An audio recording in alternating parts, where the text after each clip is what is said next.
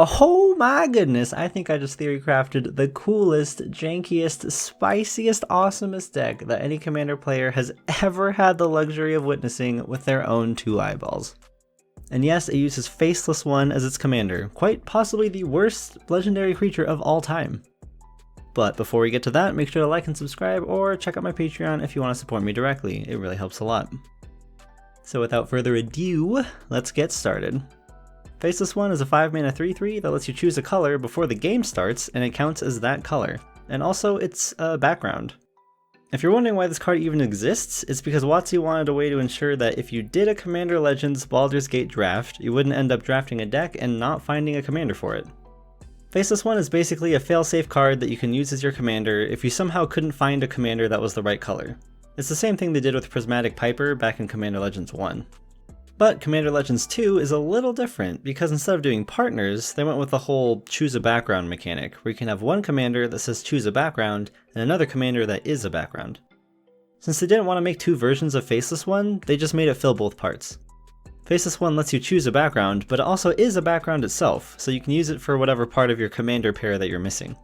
Well, being the absolute mad lad that I am, I've theory crafted a surprisingly competitive deck that only works if you have Faceless One as your background commander. It's legitimately a better choice than any of the other commanders you could run in its place, and that's because it has 2 qualities that make it unique. 1, Faceless One is the only background that's also a creature, the rest are just enchantments. And 2, Faceless One is the only background that doesn't require colored mana to cast it. Now we're obviously going to have to pair up our Faceless One with one of the choose a background commanders, and luckily there is a perfect woman for the job. Vol Candlekeep Researcher is a blue 4-mana 2/3 with Vigilance, and you can tap her to add colorless mana equal to her toughness. But you can't use that mana to play spells from your hand. Our goal here is simple. We want to use Vol to make infinite colorless mana, and then use that mana to play Faceless One from the command zone infinite times, and then somehow find a way to win from there. Now, if you're a longtime fan of the channel, you might notice that this deck idea is really similar to one I made back when Commander Legends 1 came out. Back then we were using Kydel and Prismatic Piper to try and do basically the same thing.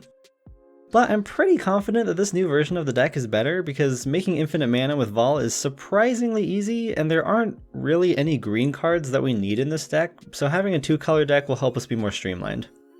Alrighty, now let's get into the details of how this deck is going to function. First off, we should figure out what color we want Faceless One to be. For this deck, we definitely want Faceless One to be white because our entire deck is going to be based around equipment, and white has the best equipment support cards. Like I said, our first goal is to get infinite colorless mana. The easiest way to do this is with Umbral Mantle. If we stick this on our Vol, we can start tapping and untapping her to generate infinite mana. You remember that Vol adds mana equal to her toughness, so even though she only adds 3 mana the first time, the Umbral Mantle will keep buffing her so we make more and more mana each time. As a backup, we have Sword of the Parents, which is almost as good. This is another equipment that lets us untap Vol for 3 mana, but it doesn't buff her, so we'll have to find a way to get her up to at least 4 toughness for this to work. And for those of you in the audience saying, just untap Vol in response to her mana ability so you get 5 mana instead of 3 because the sword buffs her toughness by 2, that doesn't actually work. Vol's ability is a mana ability, so we cannot respond to it. But anyways, getting 1 extra toughness on Vol is pretty easy to do. There are like 6 lands that can give her +1/+1, and we'll probably have a bunch of random equipment lying around that can do it, so getting Vol to at least 4 toughness should not really be a problem. Once we get our infinite mana, we need to find a way to actually win. The easiest way is with Mortar Pod. Mortar Pod is essentially an equipment version of Goblin Bombardment, but it's much worse. You can equip it to a creature for 2, and then sacrifice the creature to deal 1 damage to somebody. So with our infinite mana, we can play Faceless One, and then equip the Mortar Pod to it, and then sacrifice it to ping somebody for 1, and then put the Faceless One back in our command zone and just do it again. Luckily, no part of this process involves playing cards from our hand, so we can use Vol's mana to play our Faceless One and to pay the equip cost. I think Mortar Pod is by far the best payoff because it's only 1 card and it's an equipment. We can also use cards like Altar of Dementia and Blasting Station, but they don't match the theme of the deck quite as well. But there are other combinations of equipment we can use to get the same results, and stay more on theme with the deck. Demon Mail Hauberk is an equipment that's also just a sack outlet because we can sacrifice the creature we're trying to equip the Hauberk to. Yes, that is weird, but that is how it works.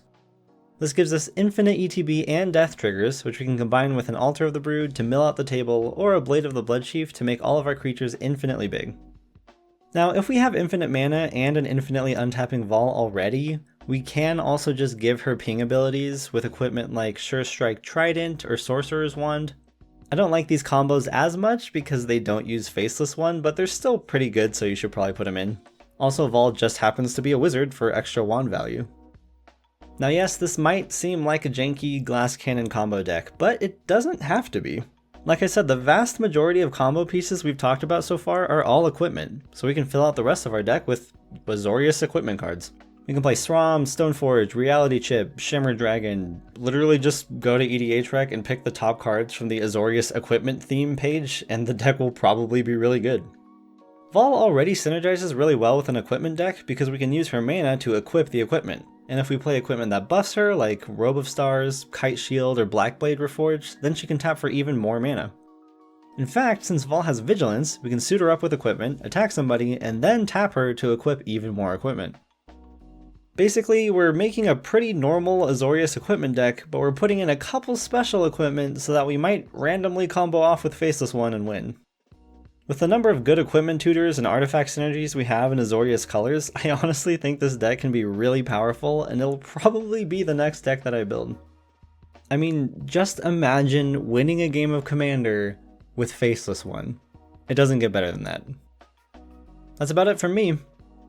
Did I miss any cards that you think should definitely go in this deck? Or is there another background pairing from Baldur's Gate that you also think is super overpowered? Let me know in the comments.